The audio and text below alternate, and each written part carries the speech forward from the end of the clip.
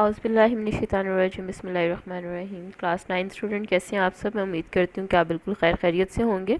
اور اپنے گھر والوں کا بہت زیادہ خیال رکھ رہے ہوں گے۔ اسٹوڈنٹس کا پریویس لیکچر جو آپ نے پڑھا تھا اس میں زکوٰۃ کی مفہوم اور اس کی فرضیت کے حوالے سے کویسچن نمبر 1 کیا تھا۔ آج ہم اس کا کویسچن نمبر 2 کریں گے، جس کی زکوٰۃ کی اہمیت پر نوٹ لکھیں۔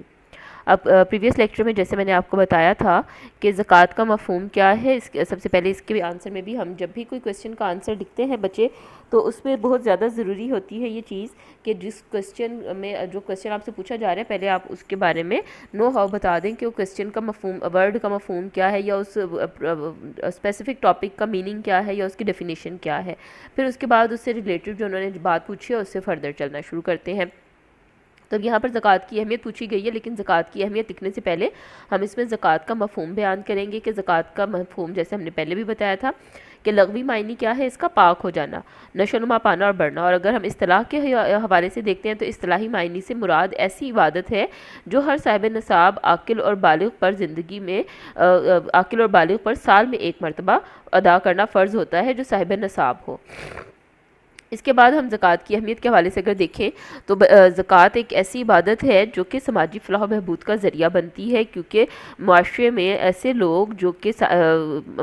باحیثیت ہوتے ہیں اور ان کے پاس اپنی ضروریات پوری کرنے کے باوجود جو ہے وہ اللہ تعالیٰ نے اتنا عطا کرتے ہیں کہ ان کے پاس اپنی ضروریات زندگی پر خرچ کرنے کے باوجود رقم بچ جاتی ہے، تو انہیں چاہیے کہ اس رقم میں سے غریبوں پر خرچ کریں۔ اور اس طرح سے کیا ہوگا کہ مفلس لوگوں کی کفالت ہو جائے گی۔ ایسے لوگ جو کہ مفلس ہیں، جو کہ اپنی ضروریات زندگی کے لیے دوسروں کے طرف دیکھ رہے ہوتے ہیں کہ ان کی کوئی مدد کی جائے تاکہ وہ بھی اپنے اور اپنے بچوں کا جو ہے وہ پیٹ اچھی طرح سے زندگی اچھی طرح سے ان کی گزار سکیں۔ تو اب معاشرے میں نفرت اور انتقام کی بجائے اس سے ہمدردی پیدا ہوتی ہے، دوسرے لوگوں کا احساس پیدا ہوتا ہے، غریب بہن بھائیوں کے لیے دل میں ہمدردی کے جذبات پیدا ہوتے ہیں۔ اور جب ہم دوسروں کو زکوٰۃ دیتے ہیں تو زکوٰۃ دینے والے کے دل سے مال کی محبت مٹ جاتی ہے۔ ایک مال کی محبت ایک ایسی چیز ہے جسے اللہ تعالیٰ نے فتنہ قرار دیا ہے کہ انسان کو جو فتنے سامنا کرنا پڑے گا اس دنیا میں، اس میں ایک محبت مال کی بھی ہے، اس کے ذریعے بھی انسان کو آزمایا جاتا ہے۔ تو اب انسان اگر زکوٰۃ ادا کرتا ہے تو اللہ تعالیٰ اس کے دل سے مال کی محبت ختم کر دیتے ہیں، مٹا دیتے ہیں، اور پھر مقصد کیا ہو جاتا ہے؟ اللہ تعالیٰ کی رضا حاصل کرنا۔ قرآن پاک میں جیسا کہ میں نے پہلے بھی بتایا تھا کہ اس کی زکوٰۃ کی بہت زیادہ اہمیت بار بار مقامات پر ذکر کے حوالے سے دیکھا جائے تو قرآن پاک میں بہت مقامات پر زکوٰۃ کا ذکر آیا ہوا ہے، جس میں تقریباً 82 مقامات پر زکوٰۃ کا ذکر کیا گیا ہے کہ زکوٰۃ کی ادائیگی کے حوالے سے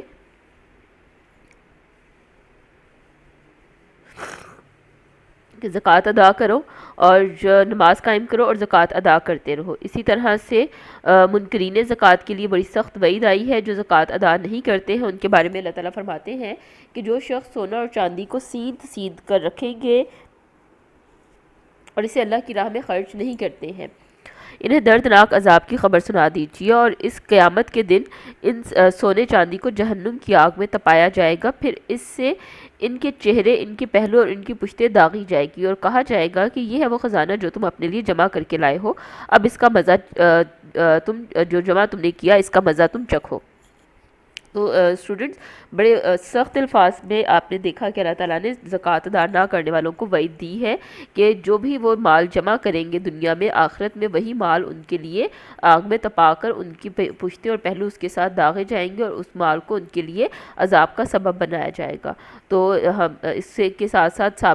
ہم دیکھتے ہیں کہ نہ صرف زکوٰۃ امت مسلمہ پر فرض ہے، بلکہ یہ اس سے پہلے بھی جتنے انبیاء آئے انہوں نے اپنی قوموں کو زکوٰۃ اور نماز کی تلقین کرتے رہے ہیں۔ تو زکوٰۃ دین اسلام کا ایک بڑا اہم رکن ہے، جس کی نہ صرف مسلمانوں پر یہ فرضیت ثابت ہوتی ہے بلکہ اسلام سے پہلے بھی اس کی فرضیت ثابت ہوتی ہے۔ جیسے سورہ مریم میں اللہ تعالیٰ ارشاد فرماتے ہیں کہ اور وہ اپنے گھر والوں کو نماز اور زکوٰۃ کا حکم دیتے تھے۔ وہ کون؟ یعنی کہ جو پہلے انبیاء تھے، جو نبی پاک صلی اللہ علیہ وسلم سے پہلے انبیاء آئے، انہوں نے اپنے گھر والوں کو نماز اور زکوٰۃ کا حکم دیا۔ رسول پاک صلی اللہ علیہ وسلم جب جو ہے وہ زکوٰۃ کے حوالے سے اہمیت کے ہم ذکر کرتے ہیں تو صحابہ کرام نبی کریم صلی اللہ علیہ وسلم سے دعائیں لینے کے لیے بھی زکوٰۃ کی ادائیگی میں سبقت لینے کی کوشش کرتے تھے، کہ جب آیت نازل ہوئی سورۃ توبہ کی 99 آیت کہ اس میں اللہ تعالیٰ نے ارشاد فرمایا اور جو وہ خرچ کرتے ہیں اسے اللہ کی قربت اور رسول پاک صلی اللہ علیہ وسلم کی دعائے رحمت کا ذریعہ بناتے ہیں۔ تو جب صحابہ کرام رضی اللہ تعالیٰ عنہ کو یہ بات پتہ چلی تو پھر وہ نبی پاک صلی اللہ علیہ وسلم کی دعا لینے کے لیے بھی، ان کی رحمت کے سائے تلے جگہ لینے کے لیے بھی زکوٰۃ دینے میں سبقت حاصل کرنے کی کوشش کیا کرتے تھے۔ اس کے ساتھ ساتھ زکوٰۃ، کیونکہ اب ہم ایک اسلامک کنٹری میں رہتے ہیں، پاکستان ایک اسلامک ملک ہے، تو یہاں پر حکومت کی ذمہ داری ہوتی ہے کہ وہ برسر اقتدار ہو تو زکوٰۃ کے نظام کو مؤثر بنائے اور زکوٰۃ کے ایک مؤثر نظام کے ذریعے تمام صاحب اقتدار لوگوں سے زکوٰۃ وصول کرے۔ اور جو قرآن پاک میں سورۃ الحج میں آیت نمبر 41 میں اللہ تعالیٰ فرماتے ہیں کہ وہ لوگ مومنین ہیں، اگر ہم انہیں زمین میں اقتدار دیں تو وہ نماز قائم کریں اور زکوٰۃ ادا کریں۔ اسی طرح سے اللہ تعالیٰ نے زکوٰۃ کی فرضیت کے حوالے سے، زکوٰۃ کی ادائیگی کے حوالے سے یہاں تک حکم فرمایا کہ تم زکوٰۃ ادا کرو، جو مال تمہیں دیا گیا اس میں سے خرچ کرو، اس سے پہلے کہ تم میں سے کسی کو موت آ جائے، یعنی کہ موت آنے سے پہلے اس مال پر زکوٰۃ جو آپ نے ادا کرنی ہے، اپنی زکوٰۃ کی ادائیگی کر کے آپ نے جانا ہے۔